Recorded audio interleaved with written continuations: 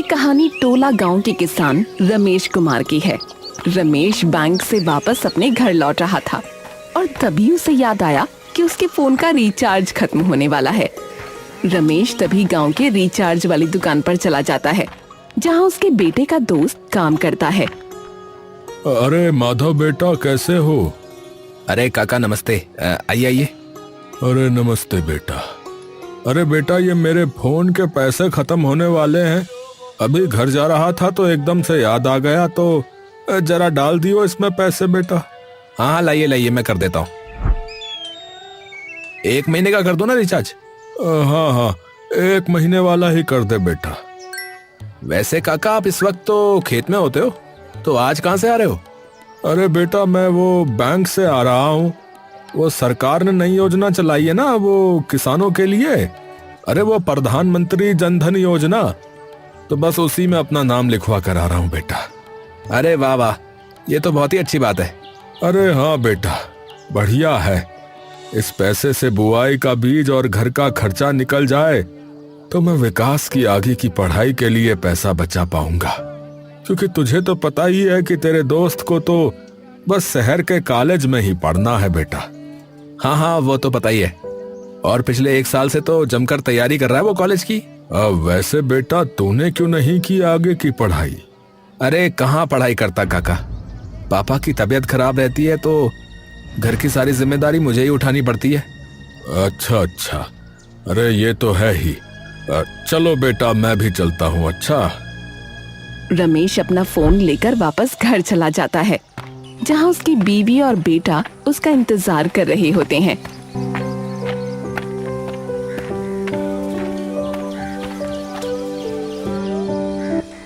आ गए पापा?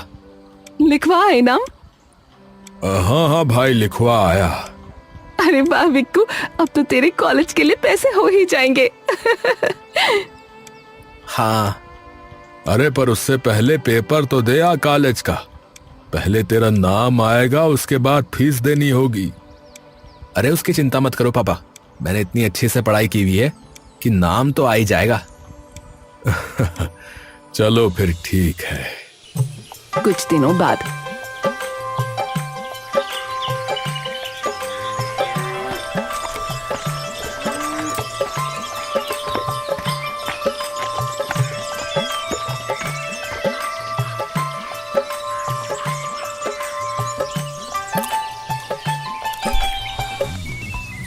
अरे रमेश भाई, रमेश भाई। हाँ भैया, क्या हुआ? अरे फोन आ रहा भैया तुम्हारा। अरे किसका भैया, जरा पढ़ना। अरे बस नंबर आ रहा है, नाम नहीं है।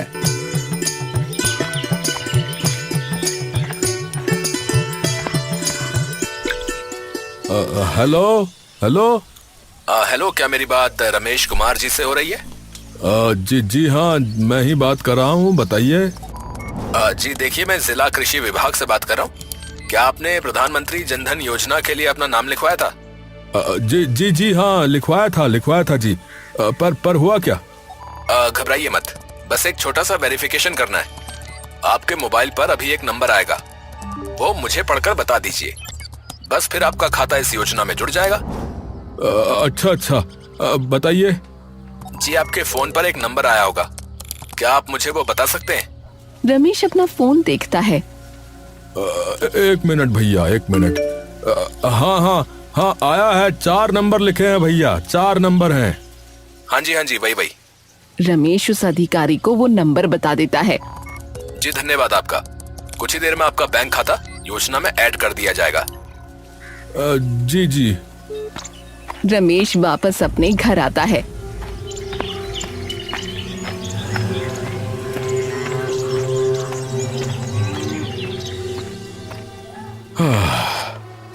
अरे जरा पानी लाना, 1 गिलास।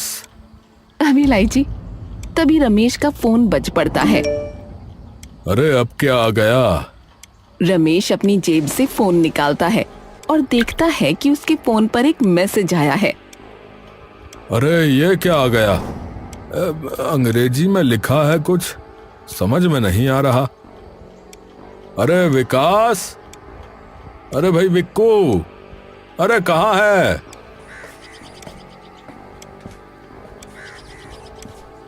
हाँ पापा। अरे पढ़ियो जरा, क्या लिखा हुआ है, ये अंग्रेजी में है। फोन लेकर वो मैसेज पढ़ने लगता है और एकदम से उसके चेहरे पर कुछ शिकन सी आ जाती है। पापा, आपने अपने खाते से किसी को पैसे भेजे थे क्या? है? नहीं तो, मैंने तो किसी को पैसे नहीं भेजे। मैं क्यों भेजूंगा भला पैसे? इसमें तो लिखा है कि आपने किसी के खाते में 80,000 रुपए भेजे हैं। रमेश के हाथ पैर बुरी तरीके से कांपने लगते हैं। क्या? पर ऐसा कैसे हो सकता है बेटा? मैंने तो किसी को नहीं भेजे पैसे। मैंने किसी को नहीं भेजे पैसे बेटा। तभी मीना वहां आ जाती है। क्या हुआ? आप ऐसे कांप क्यों रहे हैं? इतना बड़ा सदमा लगने की वजह से रमेश मीना की बात का कोई जवाब नहीं दे पाता। अरे क्या हुआ? कोई बोलेगा कुछ? विकास तुम बताओ क्या हुआ है? विकास मीना को सारी बात बता देता है, जिसे सुनकर मीना के भी हाथ पांव कांप उठते हैं। क्या? फिर पैसे हमारे खाते से कटे कैसे? अपने माता पिता की ऐसी हालत देख विकास उन्हें शांत कराने की कोशिश करने लगता है। देखिए माँ पापा, आप शांत हो जाइए। ऐसा भी तो हो सकता है कि किसी ने ऐसे ही भेज दिया हो ये मैसेज। आप दोनों बैठिए पहले। अरे आप शांत हो जाइए। हम कल बैंक जाकर बैंक वालों से बात करेंगे, सब सही हो जाएगा। हाँ, विक्कू ठीक ही कह रहा है। क्या पता किसी ने ऐसे ही परेशान करने के लिए ये किया हो। हाँ। विकास उन्हें उस पल के लिए शांत तो करा देता है, लेकिन उनके मन की बेचैनी पूरी रात नहीं हटती।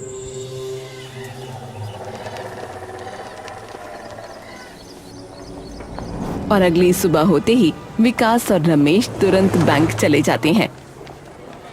जी बताइए।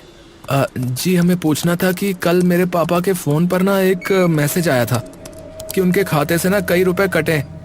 तो बस वही पूछना था कि क्या सच में पैसे कटे, क्योंकि मेरे पापा ने तो किसी को भी पैसे नहीं भेजे और ना ही निकाले। बैंक कर्मचारी कुछ देर के लिए उन्हें गंभीरता से देखता रहता है। अपना खाता नंबर बताइए, मैं देखता हूँ। रमेश अपना खाता नंबर बता देता है। बैंक कर्मचारी खाता नंबर अपने कंप्यूटर में डाल देता है और कुछ देर तक उसी कंप्यूटर की तरफ गंभीरता से देखता रहता है। क्या हुआ भाई साहब? जी हाँ, कल आपके खाते से 80,000 किसी को भेजे तो गए।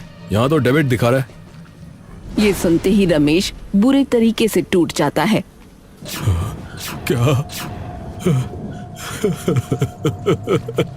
नहीं, हे भगवान, ये क्या हो गया? अब हमारा क्या होगा? हमारे पास तो ले दे कर बस इतने ही पैसे थे। अब तेरी पढ़ाई का क्या होगा आगे की? अरे पापा संभालिए खुद को, आप उठिए पहले। विकास रमेश को उठाकर एक तरफ बिठा देता है और वापस उस बैंक कर्मचारी के पास चला जाता है। देखिए सर, मेरे पापा ने किसी को पैसे नहीं भेजे और ना ही खाते से पैसे निकाले, तो फिर पैसे कट कैसे गए? सरकारी कर्मचारी कुछ देर तक गंभीरता से सोचता रहता है। देखिए, आप एक बार अपने पापा से ये पूछिए कि क्या उन्होंने अपने खाते का नंबर किसी और को बताया था, या उनके फोन पर कोई मैसेज आया हो, या कोई फोन आया हो। जी मैं अभी पूछता हूँ। विकास अपने पापा के पास चला जाता है। पापा एक बात बताओ, पैसे कटने से पहले आपके पास कोई मैसेज या कोई फोन वोन तो नहीं आया था ना, जिसने आपसे पैसों की या खाते की कोई बात की हो? पैसे की तो कोई बात नहीं की बेटा किसी ने, लेकिन हाँ, कृषि विभाग से किसी अफसर का फोन आया था।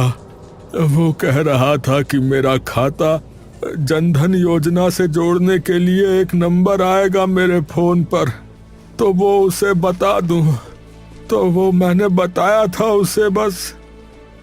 ये सुनते ही विकास आधी बात समझ जाता है और तुरंत उस बैंक कर्मचारी के पास जाकर सारी बात उन्हें बता देता है।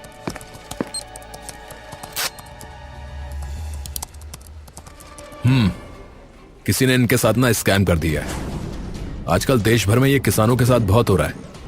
ज्यादातर किसान इतने पढ़े लिखे होते नहीं है, तो लोग उनके भोलेपन का फायदा उठाकर इसी तरीके से उनसे पैसे निकलवा लेते हैं। तो सर अब क्या करें?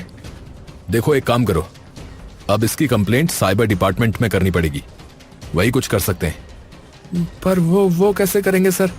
साइबर सेल तो शहर में होगा ना? उसकी चिंता मत करो। सबसे पहले तो गांव के ही पुलिस स्टेशन में जाओ और इसकी रिपोर्ट दर्ज कराओ। कंप्लेंट दर्ज होने के बाद पुलिस अपने आप ये केस साइबर वालों को भेज देगी और वे तुरंत जांच पड़ताल शुरू कर देंगे। विकास तुरंत रमेश को लेकर थाने चला जाता है और रिपोर्ट दर्ज करा देता है। ठीक है जी, मैंने कंप्लेंट लिख ली है, पर कुछ चीजें अगर आप बता सकते हो तो अच्छा होगा। जी सर बताइए। क्या आपके पास अभी भी वो नंबर है जिससे वो कॉल आया था? जी इंस्पेक्टर साहब, मेरे फोन पर ही आया था कल सुबह जब मैं खेत पर था। ठीक है, वो नंबर बता दीजिए हमें।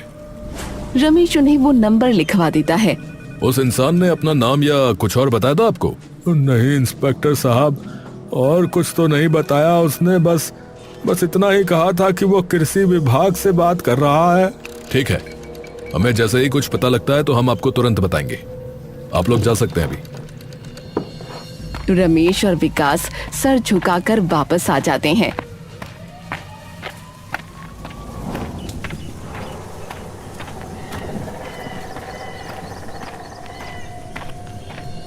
और जैसे ही मीना को सारी बात पता चलती है, वो भी फूट फूट कर रोने लग जाती है। न जाने किसकी नजर लग गई एकदम से हमें। गरीब इंसान का कोई फायदा उठाता है। चिंता मत करो माँ, पुलिस अपनी पूरी कोशिश कर रही है गुनहगार को पकड़ने की। कुछ ना कुछ जरूर पता लग जाएगा। अरे अब तेरी आगे की पढ़ाई का क्या होगा बेटा? और फसल कैसे उगाएंगे? बीज, खाद, बिजली का खर्चा कैसे उठाएंगे? अब हमारे पास तो एक भी पैसा नहीं बचा। अब विकास अपने माता पिता को समझाने की कोशिश तो करता है, लेकिन उसके मन में उसको अपने ही शब्द खोखले लग रहे होते हैं। कुछ दिन यूं ही बीत जाते हैं, लेकिन उन्हें कोई खबर नहीं आती। फिर विकास और रमेश एक दिन खुद ही दोबारा थाने चले जाते हैं। इंस्पेक्टर साहब, कुछ पता लगा क्या? देखिए, मेरी कल ही बात हुई है साइबर सेल के कर्मचारियों से। जिस खाते में पैसे गए थे उसमें से वो पैसे अलग अलग खातों में जा चुके हैं, और वो खाता जिसके नाम था वो इंसान तो कब का गुजर चुका है। तो अभी उन्हीं खातों की जांच पड़ताल हो रही है जिसमें वो पैसे गए हैं, तो उनके बारे में पता करने में अभी वक्त लगेगा। हमें माफ करिए। ये सुनते ही रमेश एकदम बिखर जाता है और बिना कुछ कहे बाहर चला जाता है। विकास भी उसके पीछे पीछे आ जाता है। पापा, भगवान पर भरोसा रखिए, सब सही होगा। विकास उसे घर ले जाता है और वापस बाहर जाने लगता है। तू कहाँ जा रहा है बेटा? चिंता मत करो माँ, मैं कुछ देर में वापस आ जाऊंगा। विकास बाहर निकल जाता है। उसके मन में गुस्सा और आक्रोश भरा होता है।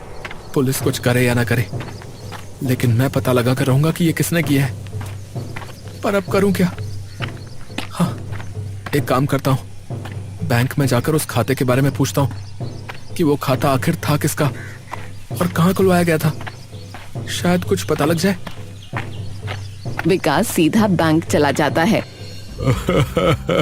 अरे साहब, मेरे खाते में से किसी ने 60,000 रुपया निकाल लिया है।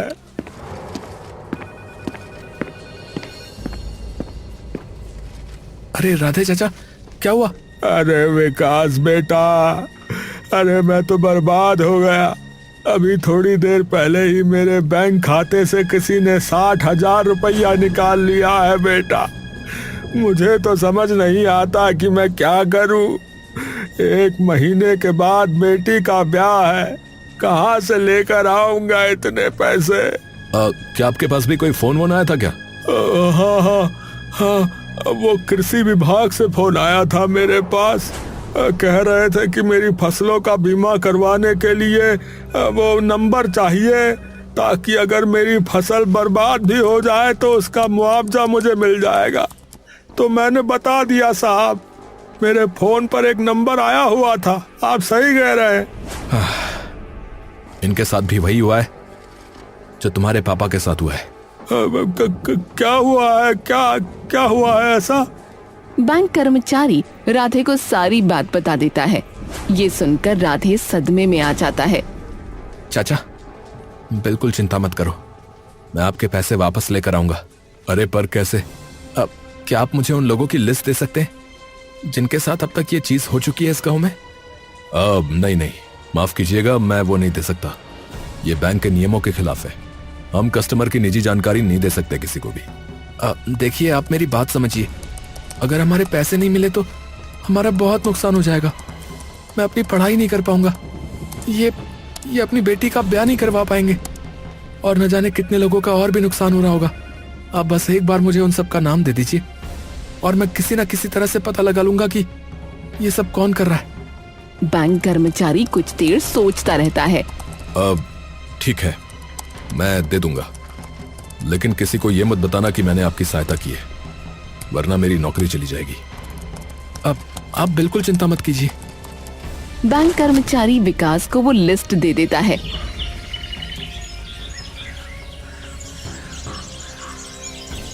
विकास के घर पर 5-6 किसान बैठे हुए हैं। रमेश और मीना भी वहीं बैठे हैं और विकास सबके सामने खड़ा है।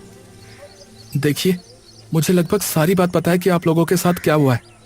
बिना आपकी मर्जी के आपके हाथों में से पैसे निकाल लिए गए, तो मैंने इसी वजह से आप सभी लोगों को यहाँ इकट्ठा किया है ताकि हम इस समस्या का हल निकाल सकें। पर करेंगे क्या बेटा? सबसे पहले आप लोग ये बताइए कि क्या आपसे किसी ने कोई नंबर मांगा था, और अगर मांगा था तो क्या कहकर मांगा था? अरे भाई, मैंने ट्रैक्टर खरीदने के लिए सरकार की जो वो सब्सिडी वाली योजना नहीं होती है, उसमें आवेदन किया था। तो एक आदमी का फोन आया था। अब वो कहने लगा कि कृषि दफ्तर से बोल रहा हूँ और तुम्हारे आवेदन की जांच चल रही है। बोला कि बस आखिरी वेरिफिकेशन बाकी है और अभी तुम्हारे फोन पर एक नंबर आएगा, तो वो नंबर मैं बता दूंगा तो जांच पूरी हो जाएगी। और मेरे साथ तो पता ही है बेटा तुझे कि क्या हुआ। विकास कुछ देर तक बिल्कुल शांत हो जाता है। क्या हुआ बेटा? पापा, सबके साथ लगभग एक ही तरीके से स्कैम हुआ है। सबसे पहले तो जिन लोगों ने सरकार की किसी योजना के लिए अप्लाई किया था, उन्हीं के साथ ये हुआ है, और वो भी ऐसे लोग जो अधिक पढ़े लिखे नहीं हैं और जिन्हें पैसों की बहुत जरूरत है, जैसे कि हम। बात तो बेटुआ तो एकदम ठीक कह रहा है। जिस आदमी का फोन आया, क्या उसको आपका नाम पता था? सब हाँ में सिर हिला देते हैं। मतलब उसे आपका नाम भी पता था, और ये भी कि आपने कौन सी योजना के लिए आवेदन किया है। तो ये इंसान कोई जान पहचान का ही हो सकता है। कहीं बैंक कर्मचारी ने ही तो ये सब नहीं करवाया? नहीं पापा, उसने नहीं करवाया, क्योंकि यहाँ बैठे 2 किसानों के खाते दूसरे बैंक में हैं। आपके परिवार के अलावा आपने ये बात और किसको बताई थी? तुम्हारे अलावा तो किसी को नहीं पता बेटुआ। हाँ भैया, मेरी जोरू को ही पता है बस। मैंने भी अपने परिवार के अलावा किसी को नहीं बताया। मैंने भी नहीं, और मैंने भी नहीं बताया किसी को। एक बार ध्यान से सोचिए। अरे हाँ विक्कू, वो फोन में पैसे डालता है ना माधव, तेरा दोस्त, उसके सामने एक बार जिक्र किया था मैंने। हाँ, उसे तो मैंने भी बताया था जब मैं अपने फोन में पैसे डलवाने गया था। कौन? वो माधव? अरे हाँ, अरे उसे तो मैंने भी बताया था। अरे मैंने भी। धीरे धीरे विकास को पता चल जाता है कि सभी ने ये बातें माधव को बताई थीं। मतलब वही है। तो चलकर पकड़ते हैं ना बेटा, कर देते हैं उसे पुलिस के हवाले। बिना सबूत के हम कुछ नहीं कर सकते पापा। तो आप बेटुआ? मेरे पास एक तरकीब है। सब लोग थाने पहुंच जाते हैं। अरे आप सब लोग यहाँ? हमें पता लग चुका है इंस्पेक्टर साहब कि ये कौन कर रहा है, लेकिन इसे साबित करने के लिए हमें आपकी सहायता चाहिए। हाँ बताइए, बिल्कुल सहायता करेंगे, बताइए।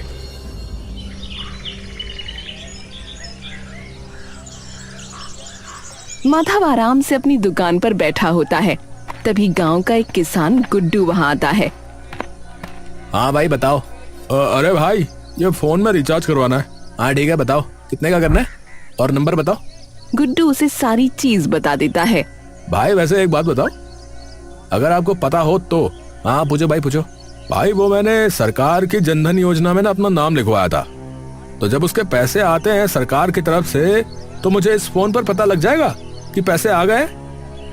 माधव एकदम से गुड्डू की तरफ देखता है। हाँ, मैसेज आ जाता है बैंक वालों का। अच्छा भैया, अच्छा। वैसे आपका पूरा नाम क्या है? भैया गुड्डू चतुर्वेदी। अच्छा अच्छा।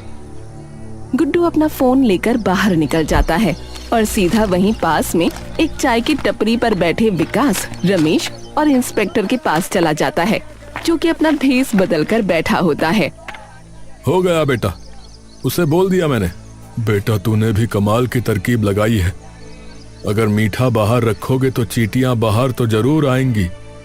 और मेरे दोस्त गुड्डू, तेरा भी बहुत धन्यवाद भैया, मेरी मदद करने के लिए बहुत बहुत धन्यवाद।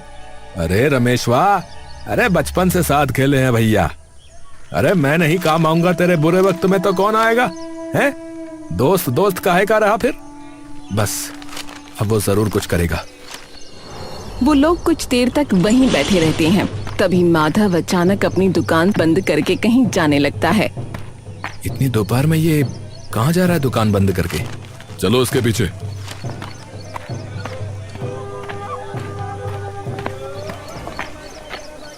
वो सब लोग माधव का पीछा करने लगते हैं।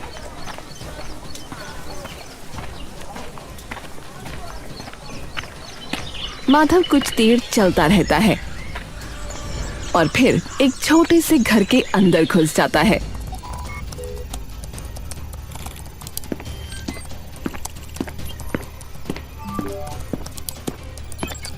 अबे ओए, एक और मछली फंस गई आज जाल में। नाम है गुड्डू चतुर्वेदी। जनधन योजना के लिए नाम लिखवाया है। हाँ बता, नंबर उसका बता, मैं भेजता हूँ उसे ओटीपी तब तक। माधव तुरंत गुड्डू को फोन लगा देता है। दूसरी ओर वहीं छुपे हुए गुड्डू का फोन भी बज पड़ता है। बस इतना सबूत बहुत है। इंस्पेक्टर तुरंत फोन करके बाकी पुलिस वालों को वहां बुला लेता है। माधव और उसके साथी को गिरफ्तार करके थाने ले जाते हैं। थाने में वो सब किसान और लोग मौजूद होते हैं जिनके साथ माधव ने ये स्कैम किया था। अरे मैं तो तुझे बेटा बेटा बुलाता रहा। अरे तुझे शर्म नहीं आई ये करते हुए? ऊपर से भोला बनकर दिखाता था कि मेरे पापा बीमार हैं, इसलिए घर की जिम्मेदारी मेरे ऊपर है। गलती हो गई, माफ कर दीजिए, गलती हो गई। ए लड़के, इस गलती की माफी नहीं मिलती, सजा मिलती है, समझे? पर इंस्पेक्टर साहब, हमारे पैसों का क्या होगा? चिंता मत कीजिए, पहले तो हम इससे पूछताछ करेंगे। अगर इसके पास अभी भी पैसे होंगे तो यहीं से आप सभी के खातों में वापस भेज दिए जाएंगे, और अगर नहीं हुए तो बैंक से बात करके भी आपके पैसे आपको दिलवा दिए जाएंगे। ये सुनते ही सब लोगों के दिल में थोड़ी ठंडक पड़ जाती है। कुछ दिनों में उनके पैसे वापस उनके खातों में आ जाते हैं।